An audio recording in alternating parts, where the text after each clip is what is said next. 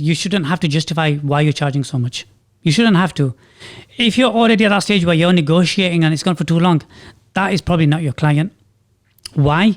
Because when it comes to a stage where you're having to barter out the price, what's it going to be like when it comes to payment? Today, we're delighted to share the insights of Imran Mirza, an award-winning multi-brand ambassador photographer who has worked with the likes of Microsoft, Huda-Beauty, Huawei, Canon, f-stop, Nisi, and many other brands across his career. In this episode, we get a real-life perspective on what it takes to become a successful freelance photographer. Is it luck, opportunity, confidence, or passion that leads to success? Imran shares valuable hints and tips, learning resources, and his methods of working with clients. Don't show off and don't try to do something you can't do. Again, be true to yourself and automatically you'll reflect well on a client.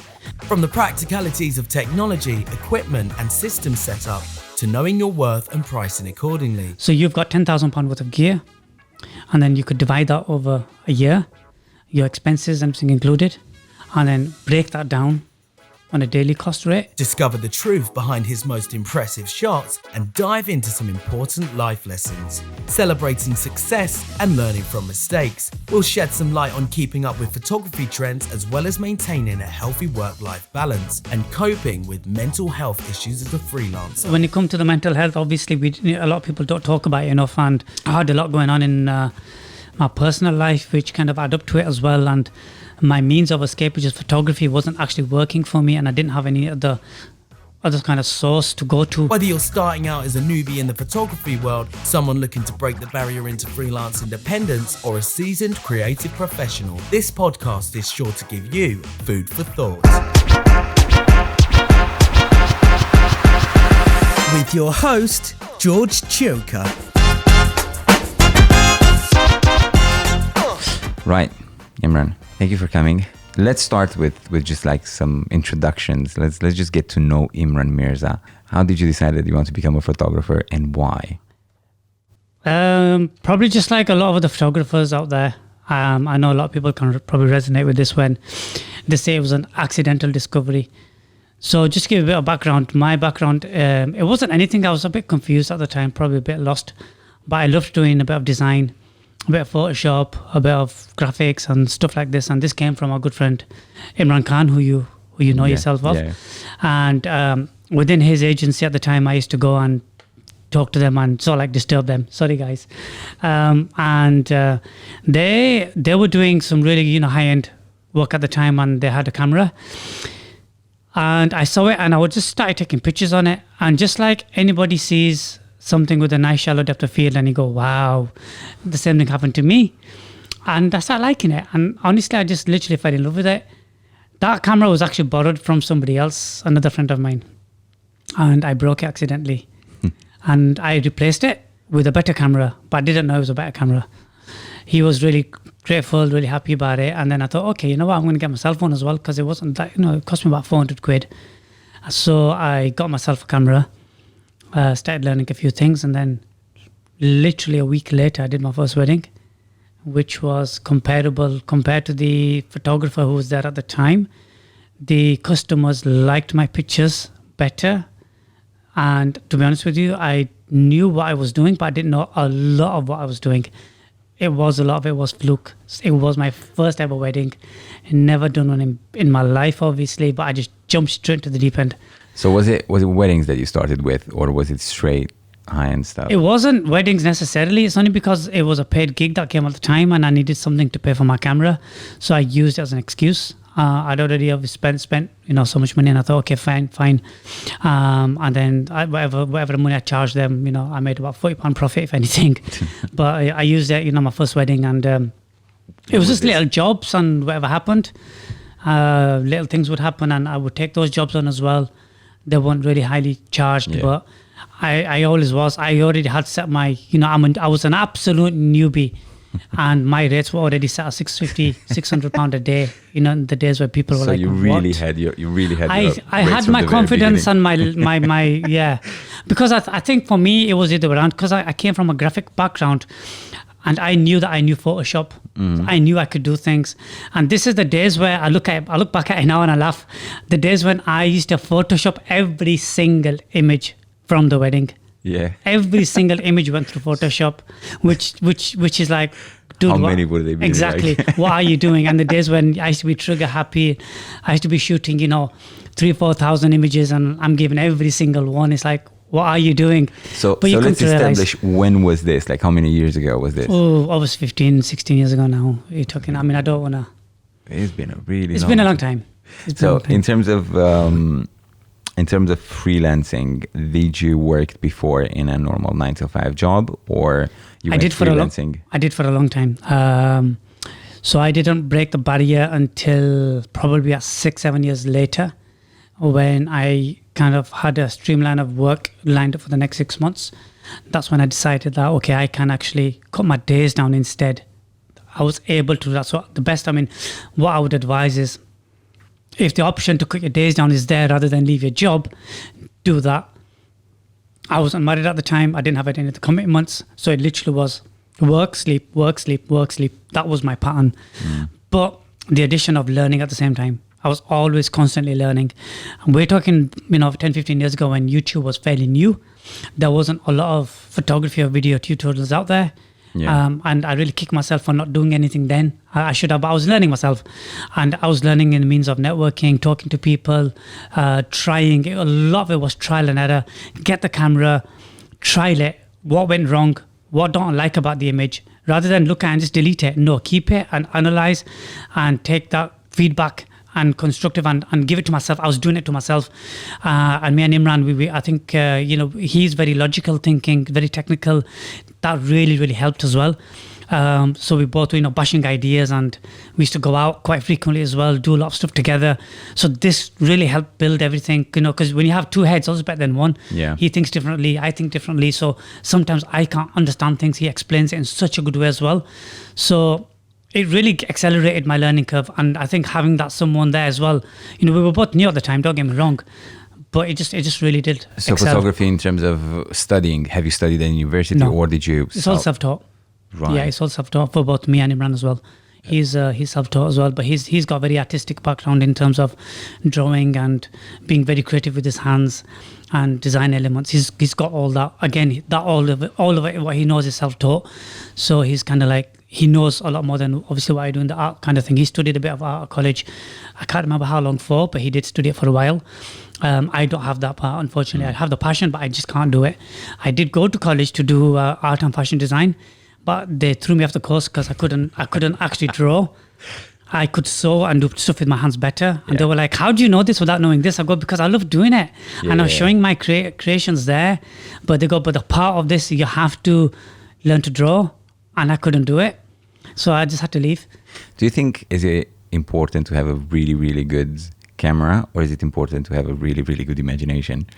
It's not. It's basically, the imagination does help. This can get fed into you over time anyway. It did to me. The creativity, as we might call it, that does take time sometimes for some people, but it's not about the camera. It's always the camera you have with you. Yeah, that is always, and it's what you do with it. So, you've got, for example, what we're filming on today, a really good high-end camera, yeah? It's much better than my Canon R6. But I know I can produce better stuff with my R6 if I tried, because I know the camera really well. Yeah. And I know you will produce better stuff with your camera. Because you know your camera. Because you know your camera really well. Yeah. Now, it's not the equipment, it's what you know. So I've done amazing images with my Huawei P series. So I've got the P30 at the moment. Yeah. And I've done some incredible images. I came second in the world's biggest photography award. Wow. Using that camera. And it's a mobile phone image. That was one of the questions down the road. What do you think about the new photographers with their mobile phones and the mobile phone photographers? I wanted to keep that for later. Yeah, but sure. We'll tap in that because I know you're as well a ambassador for Huawei. Do I remember? Right? I used to be. Used to be. Yeah. Okay. Well, back in Dubai, yeah. But a lot of it's changed now that we've come back to the UK. A lot of my life has changed. Yeah, we're going back now a bit more in your early days of your career, and then the ups and downs of being a freelancer. Do I need a tissue? Oh yeah, please. We have some, I think. Just put it here nearby because it's gonna become really emotional. What was your first and hardest, lesson as a freelancer? Like one that remained with you and you learned something from it? Yeah, probably my third wedding or second wedding. Weddings were quite hot then in them days, and I was really pushing them. And with my wonderful Photoshop skills, images were looking really good. Image by image Image by Photoshop. image Photoshop. Yeah, after many weeks did you 15, stay? 15 days later. Yeah. So the thing is that it was probably my second or third wedding where, I will be honest with you, I didn't know much about aperture. I didn't know much about flash power and how it worked. For me, it's always like, put the camera in the lowest f number and leave the rest. I had no idea how shutter speed worked, and that wedding probably ruined me. So that was really hard, a harsh lesson where I thought I'm not cut out for this. And I did give up, but I gave up in the sense where I was really emotional about it. I am quite an emotional person, but I know how to handle it better now.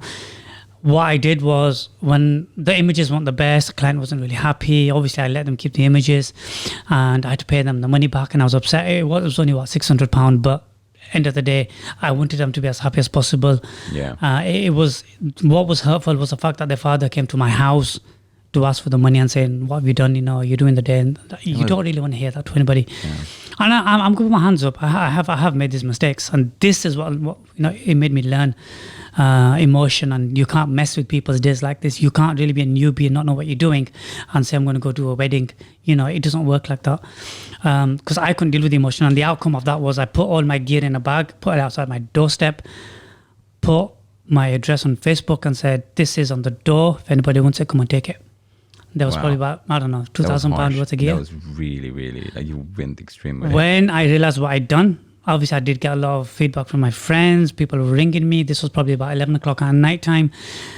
"You're making a mistake. Don't do it. We'll buy it off you. Da da da da da."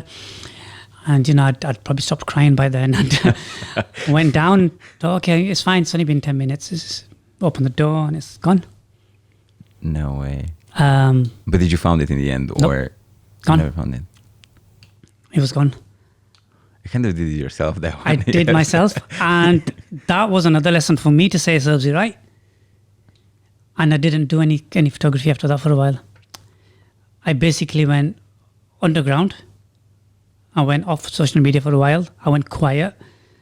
But what I did was I didn't, dig a hole and bury my head into it. I learned. I learned.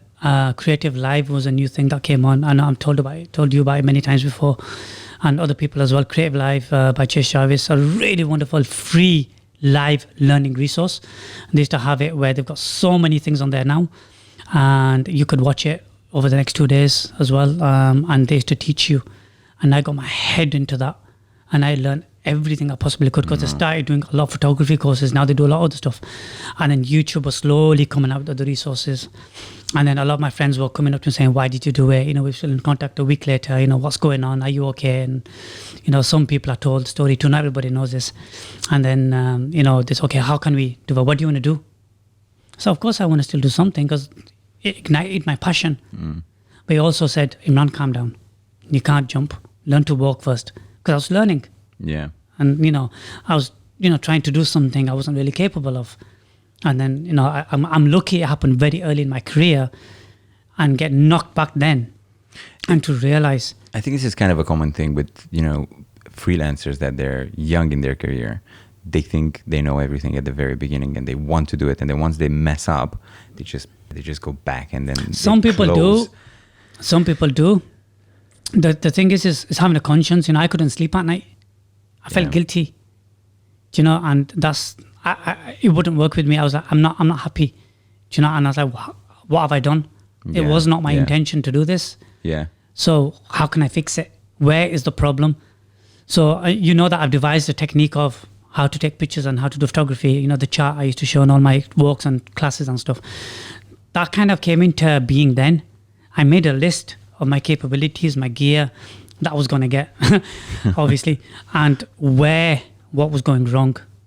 And that's when I was at the list saying, okay, I know I can edit, but I don't know the camera properly. So how am I going down here when I don't know this? And that's when that list, and I thought, okay, this is really handy. And I used that for my development, and it really worked. So would this be another, let's call it a tip for the freelancers that they're starting now, to have a list with things that they should achieve or Well, things that they should learn as an advice? Let's say Yeah. as an advice. So, I mean, for example, the image you're going to see on the screen now. So this is the actual learning path, and you can see how it goes from step to step to step. This is really good because it's broken down, as you can see, into micro elements, and it defines what each element means, what's what, and what is your capability. The whole idea is being honest with yourself. Mm-hmm. That is the truth. Which is kind of hard as a freelancer. It's very hard. As a freelancer, it's almost impossible sometimes Because you can't really be honest with you because you think you know everything for starters. You do. And the test is quite simple. And it's a test that I still do. So all you got to do is look in front of the mirror. And if you can stand there for a minute without feeling any guilt or looking away or anything, you're getting there. That is all you have to do. Wow. And that is all I did. Without crying. If you can do that, because if you can't, you know something's wrong. And you just dig into yourself. For me, it's a deep process because it's actually shaped me as a human being. When I go out doing landscape photography, we know that we can't rush a sunset. We can't rush or have the best situations. So that I've done various hikes, climbs, slept on mountains and stuff. I've not always had the best. I've hiked for 5 hours and I get a really crappy sunset. But what can I do? Yeah. So that's taught me to be patient. My whole career path has taught me to be, to persevere, to know that there'll be better days, that better things will come out of it. So if you look at it from a life skill, it's taught me something that I apply in everyday life, not just photography. So these are the kind of skills that I like to tell people that it's going to teach you something here, but it's also going to help you here as well. And then you don't have to try to adapt different habits, different faces, different kind of attitudes. You just become you. And that's what's really important. There are a lot of people out there that they want to become photographers, but they don't think they have it in them. Do you think that anyone can become a photographer? Because I didn't know. I didn't know I had it in me until I tried it. But again, I didn't try it. It was just, I went, the camera was on the table, took a shot. Oh, okay, this is good. Left it. Came back a couple of days later, camera was still there, tried again. I thought, I quite like this. I think there's an element of passion in there, as in, repetition does make things better, indeed. But if you're passionate about it, somehow it reflects in your work more than anything. And it reflects in the way you're learning things and of course the it way does. You're researching. I mean, how many hours do you dedicate, even today, honestly, on researching, on new techniques, new equipment? You are, aren't you? So I'm learning a lot from you. I've seen you grow. It's made me proud because I remember when we were, together and you were still learning. And there's times when we have these conversations on the phone where you're asking me a question and I attend to you in return. Yeah. There's stuff that you're bringing here that I have absolutely no idea what it is. So there's no stop because technology progresses. Yeah. And as it progresses, you learn, you keep up to date with things, you know about things.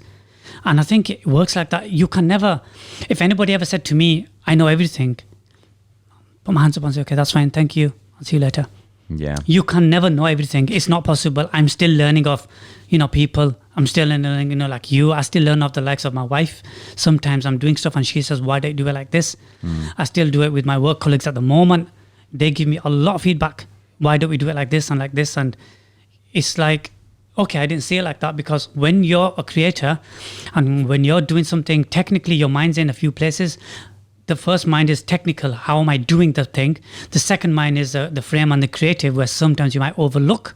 And the normal kind of, I call them normal people, I don't know we are normal, but the people on the outside only see the non-technical part. They don't need to know about the camera setup and everything. Yeah. So they see the other part that you're trying to do, and they might see something you missed. And that always helps. And you see, and then what happens, the learning bit from there is you learn to take more time the next time to look at the frame, maybe to spot the things that they said last time. And then it's not like something's wrong with it. It's learning. You can have someone tell you all the time, or you can say, you know what, they keep telling me, am I missing something? I think, okay, I need to start looking at this as well. Yeah, you've learned something new there as well, haven't you?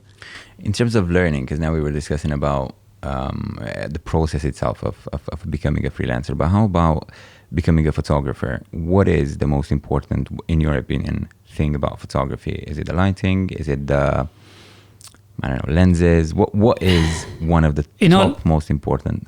In all honesty, I think because it's such a broad genre, there isn't one specific thing, right? So let's break it down a little bit. What we're doing today, I know it's not photography, but this could potentially be a picture. Yeah, we obviously need to be lit well because of the environment, and the lighting isn't going to be, the lighting that we have isn't enough. Yeah. So we need lighting. So that's what's important in this element. If you're outdoors and we're shooting this outdoors, the lighting would also be an issue, but not as much. We can adjust it within the camera. It's more the passion and the knowledge. What do I mean by that? Well, if you've got the passion, you're going to find a way to fix a problem. So you're not going to be the one that says, I can't do it because of this issue. You're going to say, how can I resolve this issue? Because you want to do it. And that goes in every walk of life, not just in photography. Normally, I get asked this question quite a lot. What's the best camera to start with? What's the best flash to start with? What do you normally recommend when it comes to this? Again, same thing that I get asked probably on every second or third day. It's slowly changing to come, what's the best mobile as well and stuff like which mobile has the best camera. Again, there's no best, is there? There's no best. It's because the way I see it is they all have a sensor, they all do the same thing. What's different is what we call ergonomics. How does it work in your hand? How does it feel in your hand? So my best advice normally to people is go to the camera shop. Don't tell them your budget or anything. Just tell them they're there to try but not to buy. Because, salesmen can sometimes be pushy and try to sell you something. I'm only browsing. Look for a DSLR. Try the 2 or 3 brands out. Try the top brands that you know of. How does it feel in your hand? To do the shutter, to maybe change the aperture, to change things quickly. How does that feel in your hand? That's what I did. Leave the camera, go back after a week, maybe a couple of days, try again. Is there any muscle memory in your hand for you to go back naturally to how that feels? If it is, that's probably your camera. Don't buy it still. Look into now the brand and what your budget allows and then what you want to get. Does that work for what you want to do? Every brand really has a flagship camera. Then you have the mid-range cameras, then the lower-end cameras, and they all have a variety of whichever one works. That's the best advice I can give because it doesn't matter. Again, we're coming back to, is gear that important? Well, but no. But what do you want to do with it? And is it going to work for you? Okay, question. In terms of putting a price on your work, clients normally when you give them whatever quote you would give them, they will still think it's too much and they wouldn't know why you're charging Correct. that. Now, my question to you is, how do you charge? So there is a basic technique you can use. This is a standard where in the industry, a lot of different industries use this technique. In photography, it'll be a little bit different. The base technique, the minimum, this is going on a minimum what you should charge. So you're covering your costs, yeah? So you've got £10,000 worth of gear, and then you could divide that over a year, your expenses and everything included, and then break that down on a daily cost rate and whatever that can equate to, yeah? What you would then do is put your creative on top, what your worth goes on top. So for me, my daily rate for my equipment, my cost of moving things, my bills and everything to cover my cost for the year, which is obviously broken down into months on this, it came to the region of about £450 to £500 a day. That would be my base payment. And then I would charge, depending on the job, what it requires.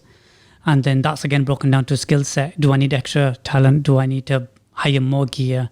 Is it going to take me more than a couple of days?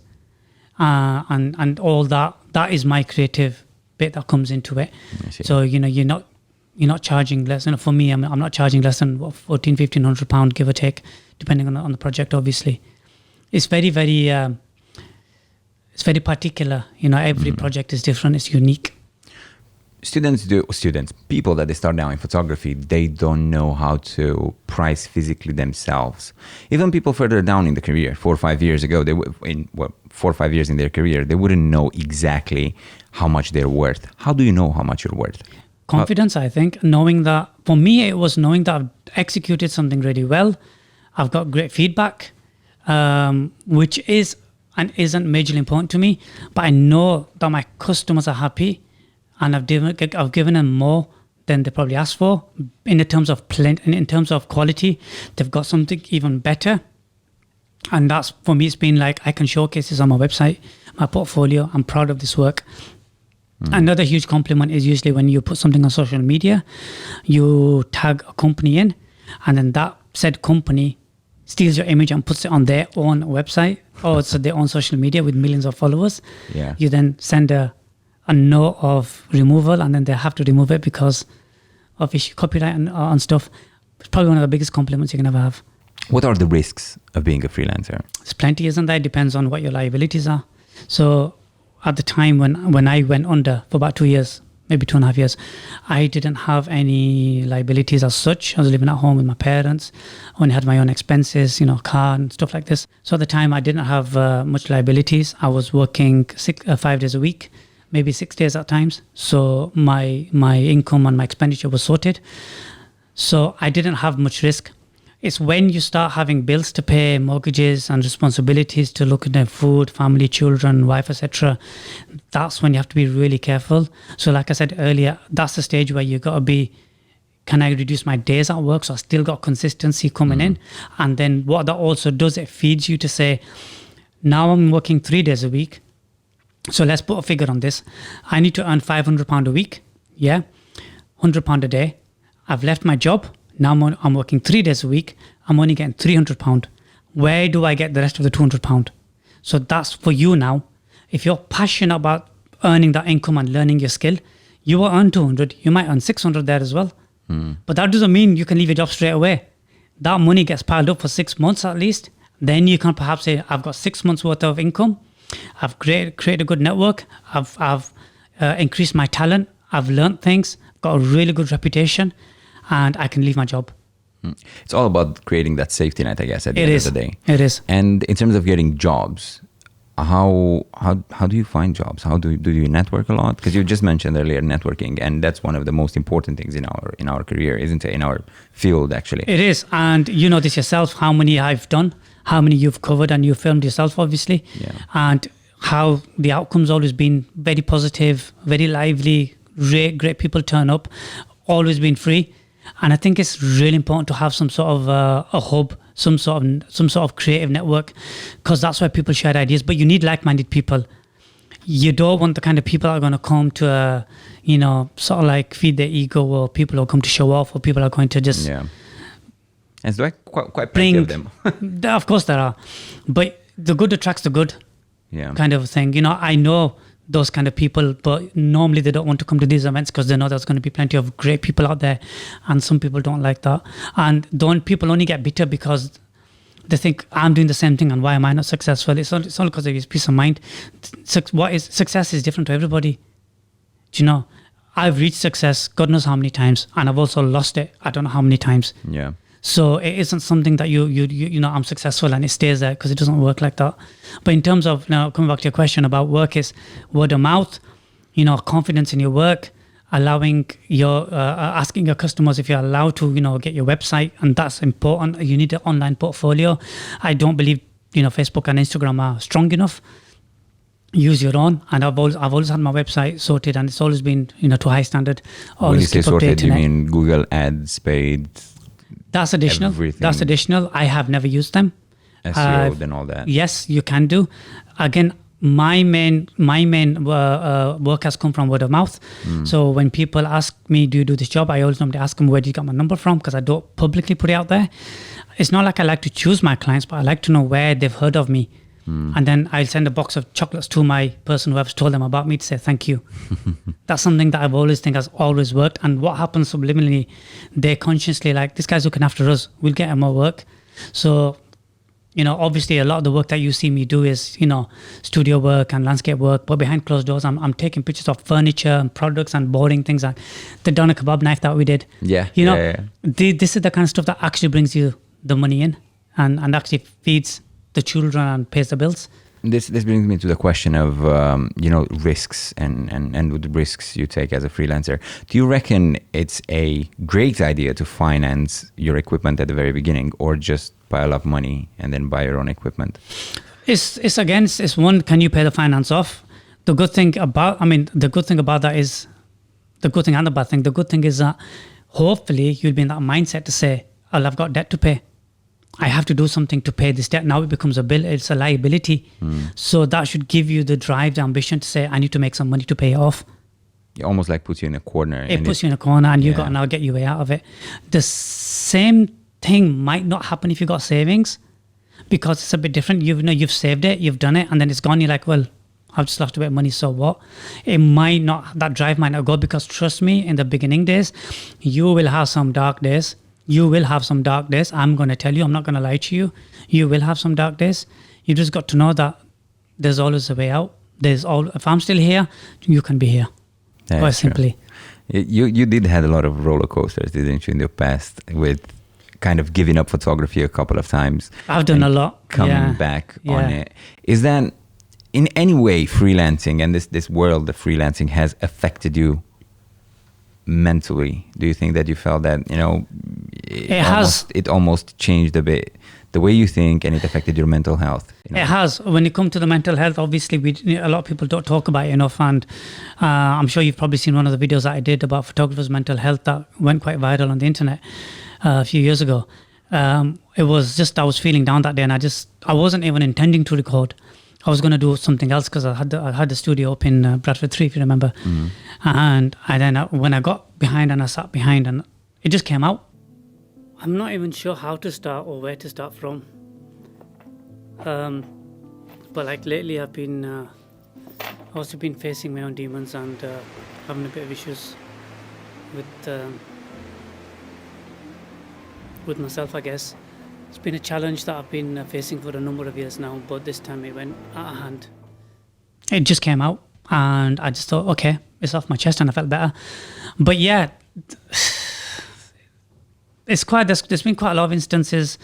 Sometimes it's hard to get down to the reason. Funnily enough, for me, it wasn't that I wasn't getting work in, because, I was getting work in.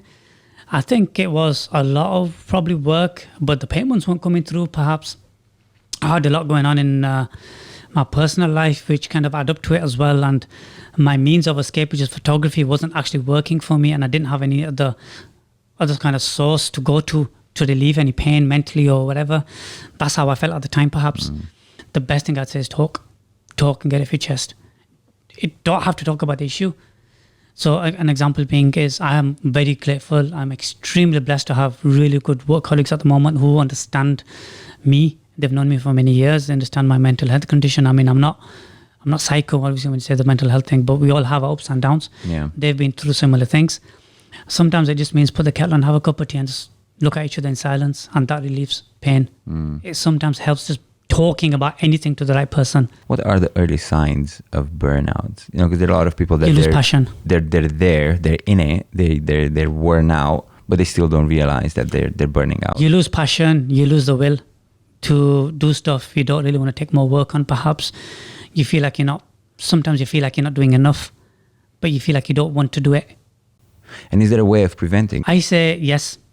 So what I mean by that is, the way I kind of came out of this myself was, I looked at my workload, and I was like, okay, how can I resolve this? What's causing issues? It wasn't the workload, but I made it better. I managed it better, where I only did a limited amount of jobs that I could deliver without any stress. I didn't have 5 clients ringing me for the same deadline.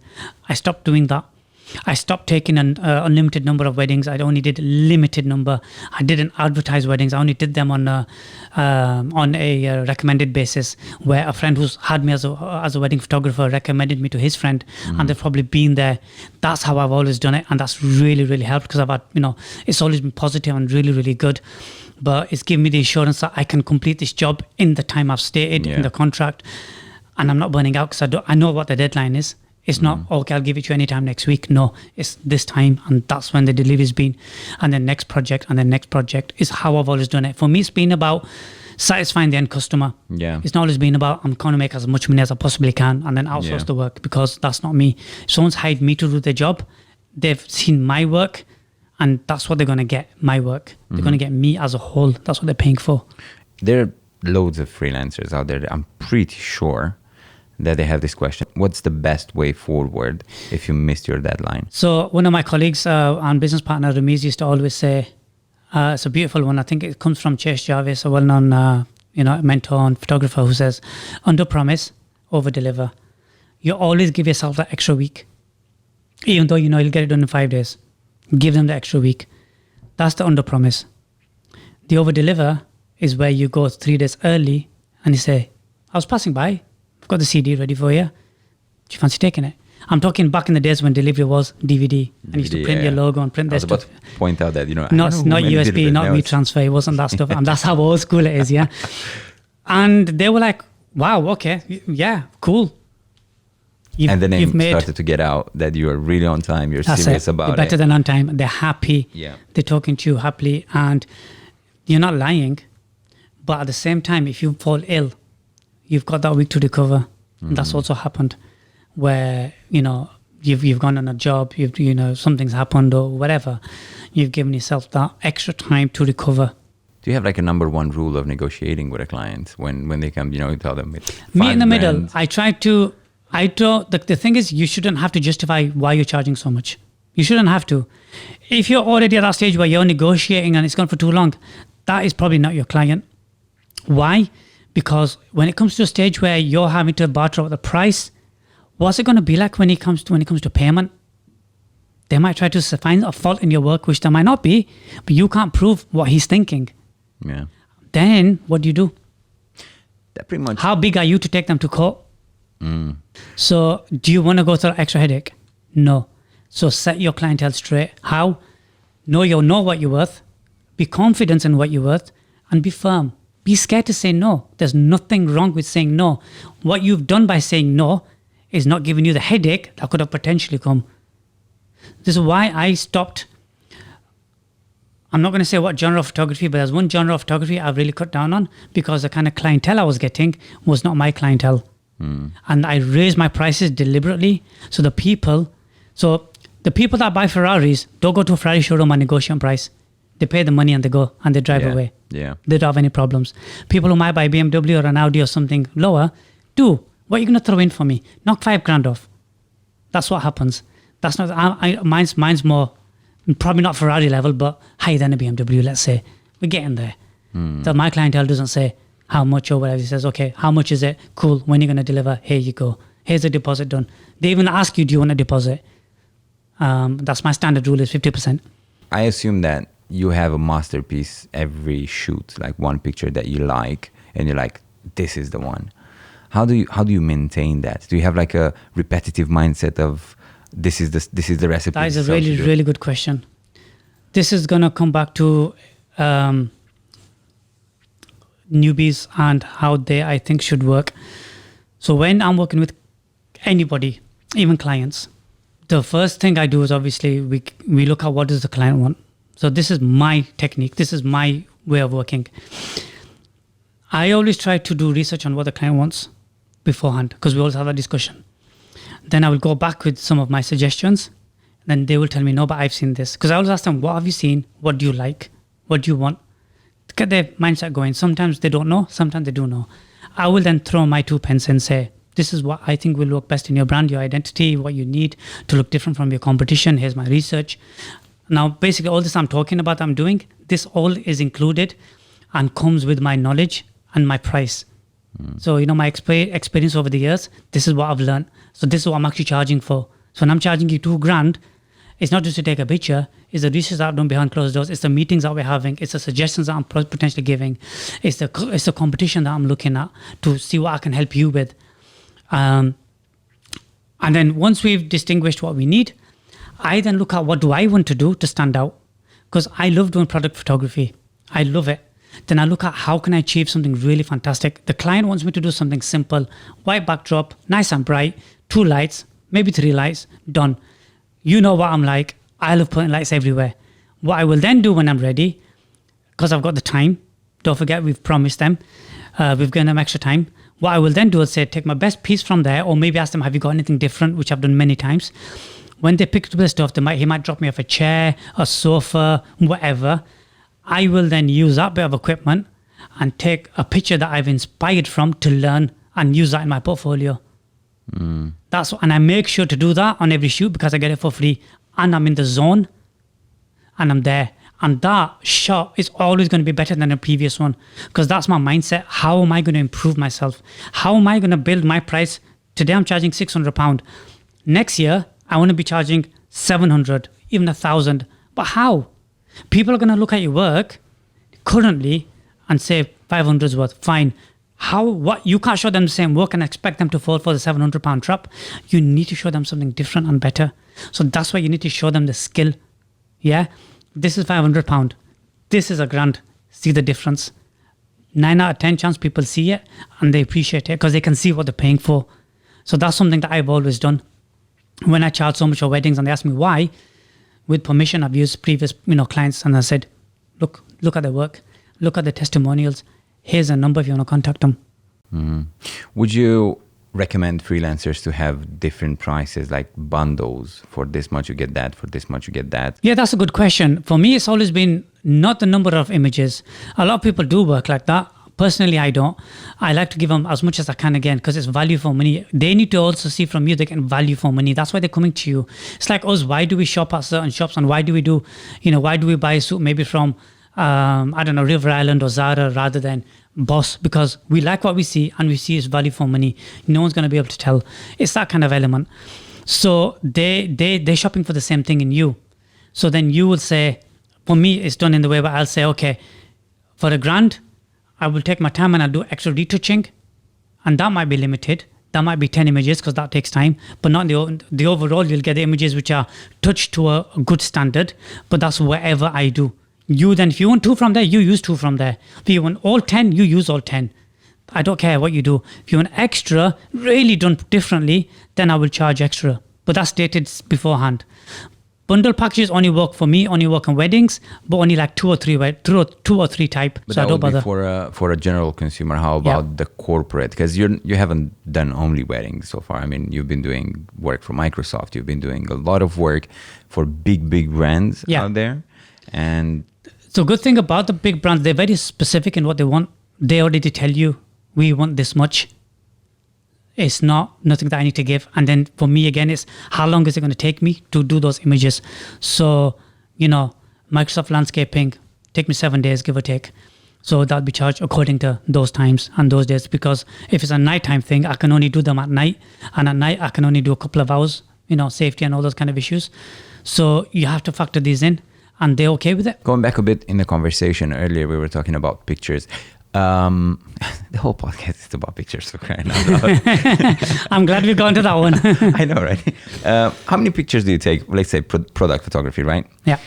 Do you take of the same, different angles, about 10, 15 of them, and then you choose only one really good? Or do you set up your shot, already how you want the shot to look, and then you take the picture? Very good question. So again, going back to this comes from my learning curve and how I did it. The way I did it was I looked at what do I want to achieve? What are my standards going to be like? I aimed very, very high. I went on the internet, did a research. Me and Imran do this quite frequently where we inspire from really high-end product photographers and we learn from them. We know what our limits are. We know what equipment we've got. We know how much time we've got, what our skills are. And then we aim for that. That's how I normally do it. And because I've already seen an image in a certain angle and a certain light, that's what I go for. So rather than be what they call trigger happy and go, okay, I hope this is going to, I don't work on the hope that this is going to work. Yeah. I hope on that one shot's going to work. And I spend an hour just getting the light right in that one image. Just like we spent an hour getting this light right for this one shot. Yeah. It's a similar kind of concept. So again, I'm going to refer back to the chairs. I'm very proud of the chair photography I've done. Many years ago, even today, I'll be like, yep, that's to my standard. Some chairs have got 4 lights on them, to like the top, to like the back, to like this side, and you can see the detail. And it's because I've seen it somewhere and I've really loved doing it. Yeah. And you can see the end result, and it's been really good. Will Smith said this once when he said, try to do something in a year, but then give yourself 6 months to do it. Now, you won't do it in 6 months, but you'll be a lot closer than if you were to leave it for a year. So if you break that down a little bit, basically it means, you'll be a lot closer than you will otherwise. Because otherwise what happens, we know people, lastminute.com, come month 8, 9, 10, you know what, I really need to do something. I had the whole year, but I didn't do anything. And then you got 2 months left, and then what happens? It's like a pot noodle in it. It's all a mess. So if you aim to do it quicker, that I've only got 6 months, you'll be a lot closer to your target than you actually will. You worked in the past with really big, and you're still working with big companies. Yeah. Do you find it more difficult to work with big companies than actually with small businesses? Hard. It's much easier. It's so much easier. But that's because of my mindset is there now. I know how to deal with any issues. I believe to my standard, my people skills are good enough to deal with top level management or whoever I'm dealing with. Should there be an issue, touch wood, there hasn't been an issue just yet. But I'm confident that I can see the task through, and I don't expect the unexpected, because once you start thinking like that, you start behaving like that.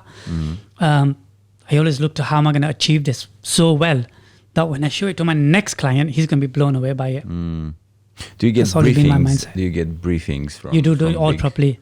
And the thing I can't stress enough, ask questions. Bloody ask all the questions you need to ask. Don't be scared. Don't always ask stupid questions like, can I bring my camera? Because it's, Imagine. what camera shall I bring? Don't do silly things like that. Be confident in yourself and your equipment. Have faith, yeah? But ask questions like, so at the moment we're in a COVID pandemic.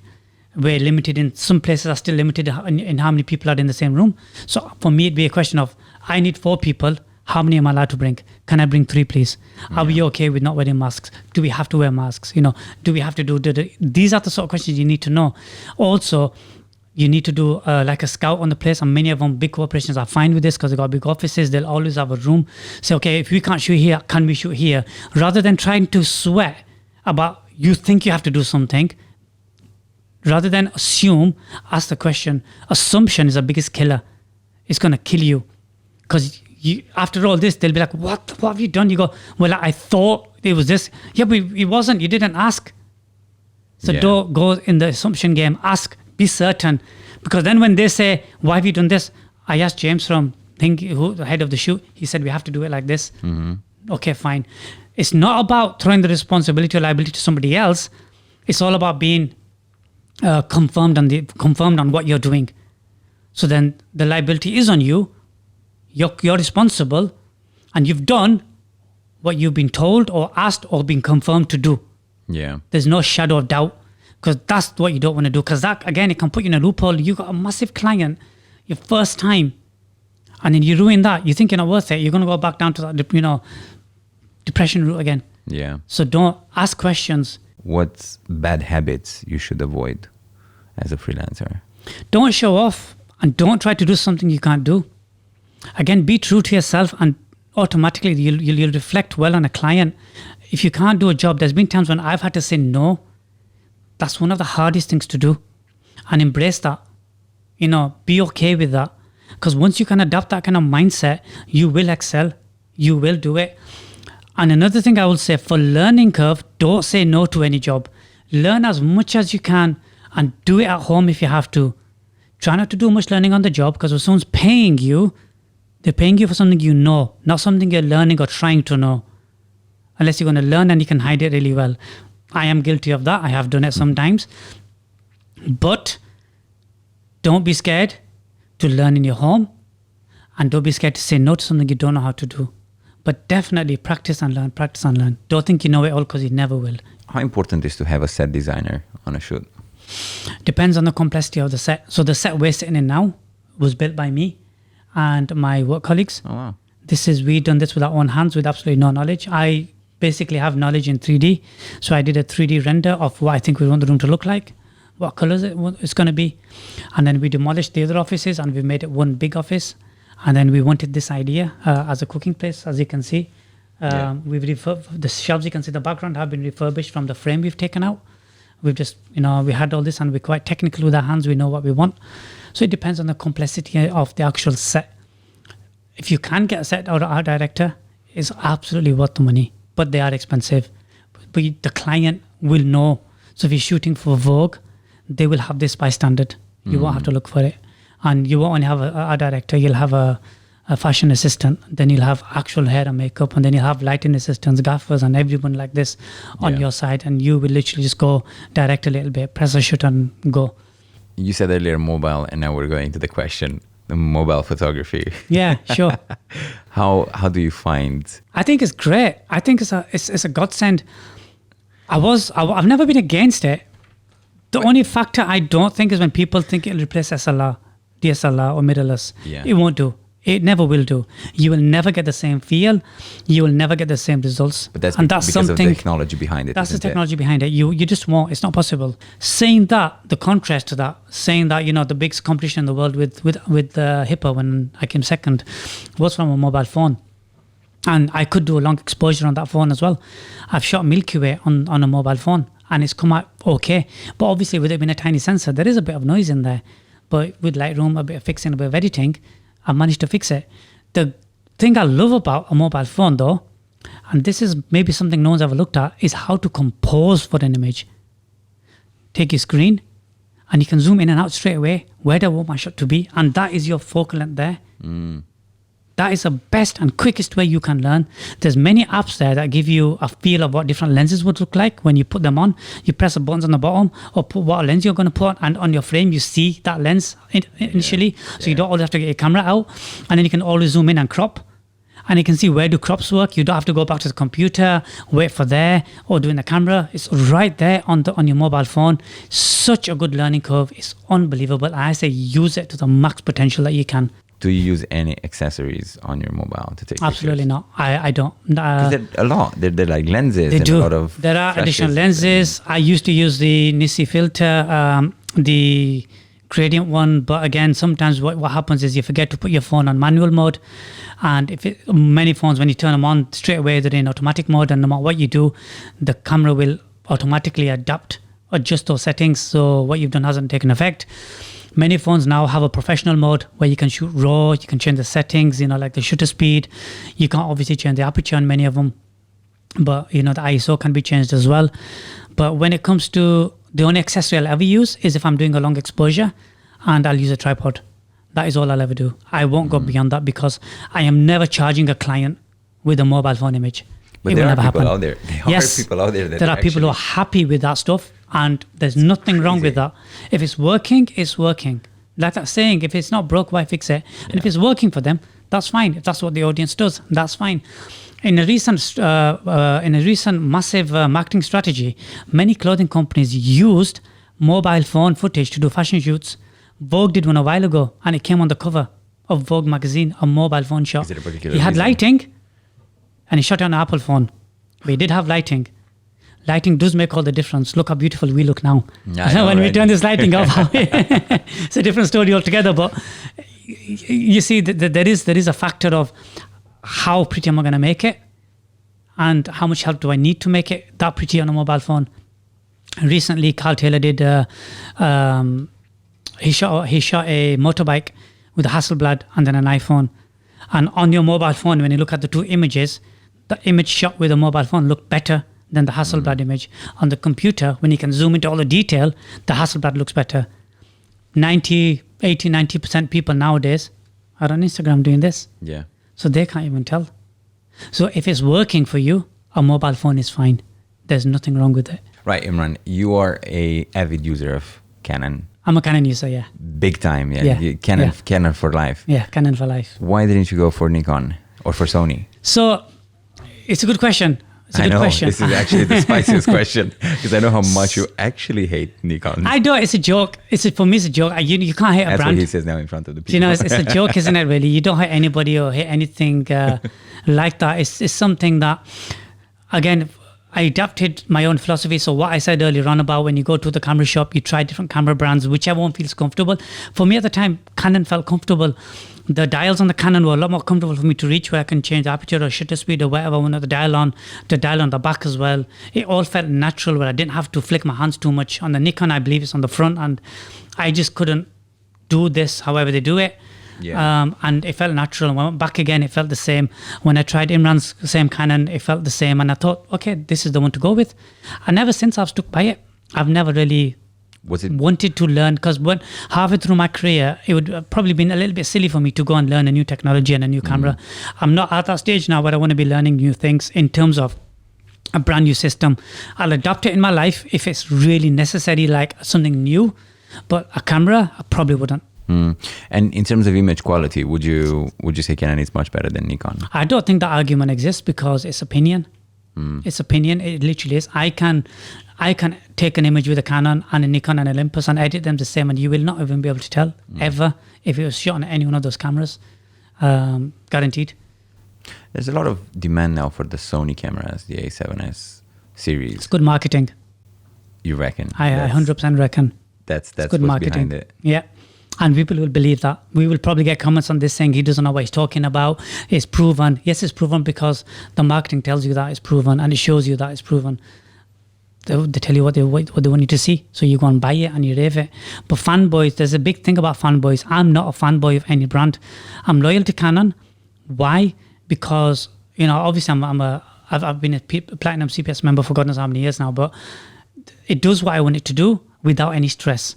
And in terms of software, there's a lot of photo editing softwares that are out there. What do you recommend? What do you like to work on the most? Again, it's not a matter of recommendations. I was introduced to Photoshop, Illustrator, and many of the Adobe products, again, by Imran, who used to design a lot earlier than me. So I've come used to it because it was working.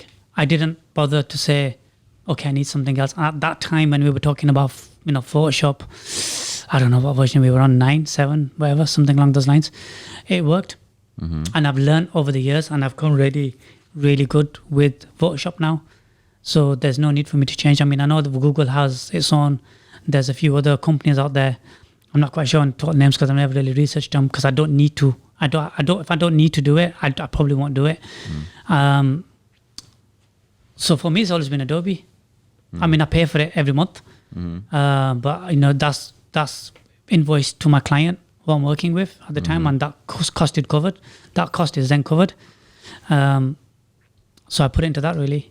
Okay, so now we're talking about prices again. Now I think we're going back towards the invoicing part. Yeah, This what you just said there, it's part of that invoice that we were talking earlier, the structure itself. Yeah, sure. So let's go back a bit. Okay, Let's just go back a bit on it. What do you add in that invoice? So you have then your equipment, then you have your software as well. So how it works for me, obviously it's not all the equipment. So let's say you've come to me, and which I've done in the past, and you said, Imran, I have this product and you're happy with my price. My price is £500. It's going to take me a couple of hours. It's going to take a day's worth of work. When we say day's worth of work, it means maybe half a day shooting, half a day editing. That's a day. Doesn't mean it's going to take me a day in one day. So it's probably 2 afternoons, let's say. Okay. What I do is I have everything has a lifespan. Memory cards, batteries, etc., etc. I will charge you for a memory card. That price is there, but I'm not going to state it on there. And how do you charge for a memory card? Like it's in the price. It's not normally said memory card. It doesn't need to be there. Otherwise... Yeah, but that's your structure. That's my structure. That's my cost. Otherwise, I might as well put my water, my electric, my gas. I might as well do all that as well, but I'm not going to do that because everyone's rates are different. So I charge you for the memory card. I'll charge you for my batteries. 1 second. Memory card. You pay for, let's say, £250, £350 for a memory card. Yeah. Do you charge that £250 every time, or do you break that within a year's yes time? I charge it every time. Whether I use it or not, it's a different matter. So each time, realistically, you can buy another memory card. That's the whole idea. The thing behind that, and again, some people will be thinking is ripping people off. Well, no, this is because I'm not charging £500 really, and half of that isn't a cost of a memory card. I'm charging in the thousands, so £250 is nothing really. Do you know, it's whatever cost. It's my day cost or whatever it is. So you've got the cost of that. You've got your batteries cost, and this is because when that shoot is done, that shoot will stay on that memory card until the product's been delivered to the client. He's signed it off as happy. Then I will take it off the shelf and I will format it. Oh, wow. But at the same time, I have 2 local backups in my computer. I have one backup outside the computer. Then I have one backup offsite. Oh, you're going in really, really, really These things need to be paid for. Now. So in my computer, I have about 18 hard drives inside the computer. I was about to ask you now, off-topic question. Based on this, how's your workflow? How do you back up everything? I'll come on to that in a second. So I've got those, and those are these are high quality, high speed, fast 2 terabyte hard drives that I use. I don't use anything bigger because I don't want to put all my eggs in one basket. And then obviously that then gets backed up weekly onto my, daily onto my local backup, which is outside my computer. And then I have an offsite backup, which is done once a week. System? Is there a NAS system? No, it's actually a manual. I like to do it myself. Oh. It's not manual. Okay, so it's an external I run hard drive. software that's paid for. I run paid software to back it all up. I press a button and it does everything. And I can monitor how I want it to back Can up. you recommend it? Yeah. What's that? It's called Sync Back Pro by Two Bright Sparks. It's cheap. I think I paid about 50 quid for it for the year. And you can stay with that, or you can upgrade the following 2 years. You get discount. I think my recent upgrade cost me £30. But I had the previous one for 4 years before I upgraded. So £80 it's cost me, and I've had peace of mind. The offsite backup is with Barracuda, so that's totally different altogether. It And doesn't that's work with this. online? That's so Yeah. you basically back Yeah, and up those all the hard projects drives, online. those hard drives can be at my house or wherever. They can be plugged in somewhere. So you do So if have anything actual- happens in the office, we've got something at home. If I need to work from home, I can always do anything there. So it's quite technical, but it works. How do you manage your projects? So our project works is, again, memory card, and obviously 2 memory cards, one to write on, one for backup as you're doing it. So you're writing on 2 memory cards in effect, because memory cards can't bust. I know you've had me with many times. You've rang me, Imran, what do I do? Yeah. Not lately, so that's good. Yeah, Means because you're learning. I started investing actually I in know. good equipment. And that's not why it in- counts, and that's why you Yeah. should. And I told you that many times, and you've learned, and I'm proud. Like I said, I'm happy to hear.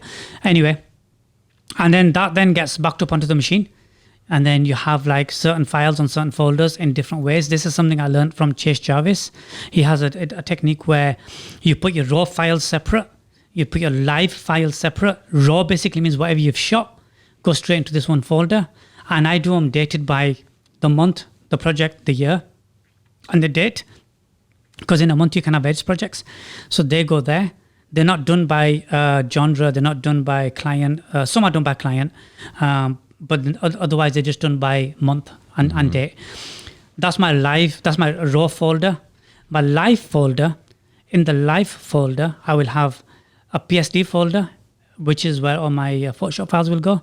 I will have a JPEG folder, which is broken down into a web-sized JPEG to send proofs to the client. Then we'll have high resolution ones, which are kept, obviously. I keep files for 6 months to 3 years, depending on the need and the license and whatever they're paying for. And if they're really good ones, I'll keep them separate. I'll keep them there, and I'll just get rid of anything else I don't Do you need. charge for keeping for 3 years the files? Do It's you what they charge the paid for. client? Oh, they paid for Yeah.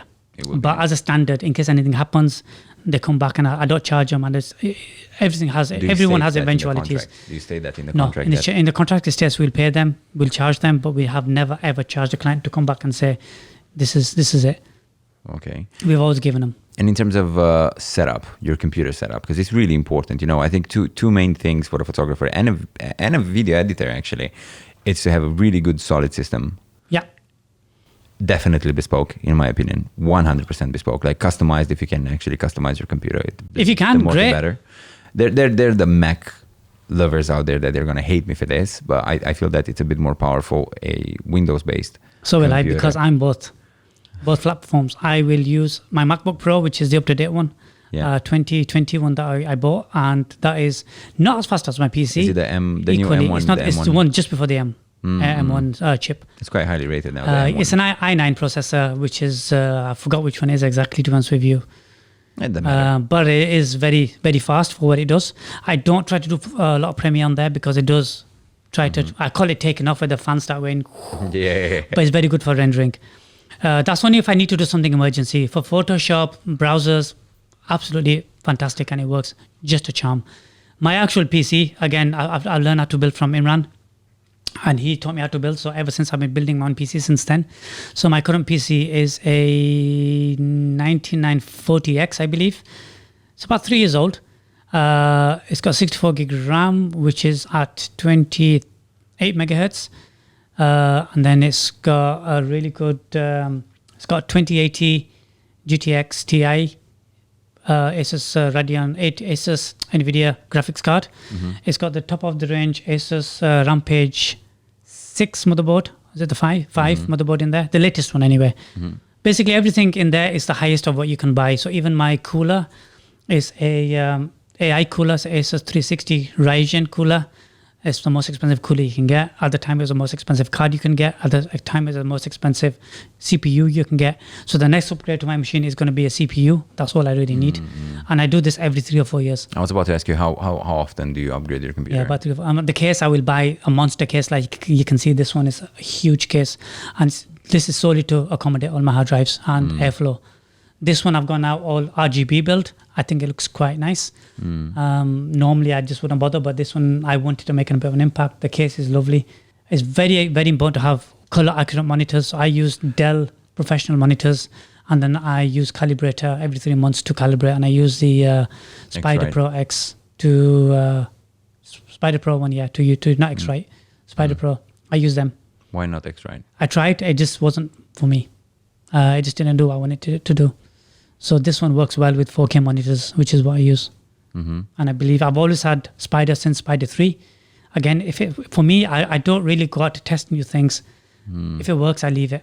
And so you said you have monitors accurate. Are they all color accurate monitors? Yeah. Or yeah. So there's 2 reasons why I bought them. So mine are sRGB 100%.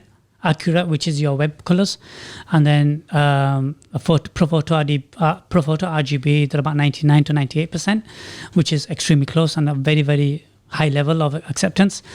The other reason I actually got the Dell professional ones is that when there's a monitor gone down within the period of warranty, I have extended warranty with them, they will send you a monitor the next day, which means you have time to send one back, so you are never without monitor. Do you recommend to edit in a dark room? Sorry to interrupt you on that one. I don't recommend editing in a dark room. It's not good for your eyes. You need to be able to see it properly. So in a lit room, but use your calibrator. Your calibrator will tell you if your room is too bright or not. So mine does tell me. Then I adjust the lighting accordingly, and then it says, okay, now you're okay. Continue. You can carry on with that message. There's nothing wrong with it, but it just means that the scope might be out of reach and you might not be able to manage with it. It might not give you an accurate reading and it might not work. Because then when it comes from night to day, your monitor might be really bright and you don't really want to work in those kind of environments. A final, I think, lesson or actually a question for photographers that they just start now in their field: RAW or JPEG? RAW, full stop. RAW is because it gives you the flexibility to learn how much you can fix. And you are going to need to fix it. As a learner, you're going to need to fix it. Do yourself a favor, shoot RAW, get a good quality memory card and a card reader and a spacious hard drive. And if you're scared about getting a big hard drive, don't get anything bigger than 2 terabyte or even 1 terabyte, because if all those photos go, they're gone. As a final question here, what are the most top 5 things that you should have with you as a photographer? Ooh, that's a good one. I carry a various items, but again, it depends what you're doing. There's not always 5. Sometimes there's more, sometimes there's less. One thing that I always carry, no matter what shoot I'm doing, is some sort of a lens cloth, some sort of a microfiber lens cloth. This is in case any accidents happen or it starts to rain or you need to wipe something. Obviously, a lens cloth is really, really good because the last thing you want is smears on your lens and affects all your images and stuff. Another thing I'd normally tend to carry is duct tape. Again, this stays in my case no matter what I'm doing. Another one is a accessory pouch, which I put my memory cards and my batteries in. So that is, again, keeps everything organized. Everything's where it is. And a keyring is one of them. A keyring is, I've only got the habit since I started working with desktop, because when I'm out hiking or doing work, I don't tend to put things in my pocket because it can get lost. I try to keep my pockets as light as possible. And then this in the bag, you can just clip them on and it stays nice and safe and you know where they are. You know, there's no worry about, did I drop them anywhere? Because, you know, I hike a lot. Did it go anywhere? Where are you going to look on top of a mountain when you're getting down early in the morning? It's the last thing you want to do. And if you've got a car and your car keys are on them, if they're in your bag in the top compartment somewhere, you know exactly where to look. So that's another thing I'd recommend, some sort of keyring or secure thing where you can secure your keys or your wallet. Another thing I was going to say is some form of clamps. So these can be the plastic kind of clamps you get, that springy type ones, or sort of like the small rig ones where you clamp and you can, you know, you tighten them, the metal ones, them as well. Just be cautious about them because they can be heavy. They're really good for people who are doing video. So if you want to attach like something to your tripod and you need a quick attachment, you might want to put your a microphone on there, like on the receiver or the the Zoom H6 or the H8, whichever one, can attach it on there and put it next to you, whatever. These kind of things really work really, really well. And some sort of bungee cord or elastic to tie things with. So if you want for cable management, stuff that we're using over here, I carry a bunch of these with me everywhere I go, just for nice and tidy cable management. Because when customers or clients see you looking after health and safety, which is a big thing, they will take you more seriously. So you're duct taping the wires down. As the wires go up to the stands, you can see on all the stands that we've got here as well, we've got duct tape around them, so there's no loose ends, there's no cause for any accidents. So it also shows a good impression and good working habits at the same time. Cool. And the cheap things. Yeah. Very, very cheap things. Yeah. £6 for a pack of 100 clips and tie backs and stuff like this. It's not going to break the bank. And lastly, is there anything that you would want to leave as a message for young freelancers? I'd say don't be scared and don't be worried. There's plenty of resources out there. There's plenty of photographers who will help you and will hopefully put you under their wing. And the main thing, if anything, to take away is be perseverance. Be patient with yourself. Be patient with the work. Things take time. It's taken me a long time to get to here, and I'm still not there. But what I mean by that is I don't know it all. I know where I want to be, and we're nearly there. It takes time. You will have your ups and downs, but don't react when you're really upset, because you'll do things that I've done in the past and you instantly regret them. And look on the bright side of things and be easy on yourself. It will get stressful, but make sure you got people around you who you can talk to. Don't burn out. Thank you, Imran. Thank you. Thank you pleasure. for your time. Same. Sweet.